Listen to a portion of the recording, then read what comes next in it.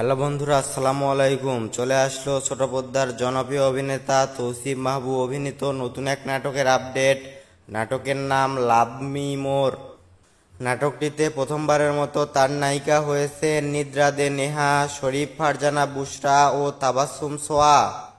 এই নাটকটি দেখবেন আগামী 9 এপ্রিল বুধবার দুপুর 12টায় সিনেমা হল ইউটিউব চ্যানেলে। লাভ মি মোর শিরোনামের নাটকটি নির্মাতা মোস্তফা কামাল রাজের প্রযোজনায় ঈদ উপলক্ষে নাটকটি নির্মাণ করেছেন সাজ্জাদ হোসাইন বাপ্পি। নাটকটি খুব সুন্দর একটি গল্পে নির্মাণ করা হয়েছে এবং নাটকটিতে একটি কলেজের বন্ধুত্ব ভালোবাসার গল্প দেখা যাবে।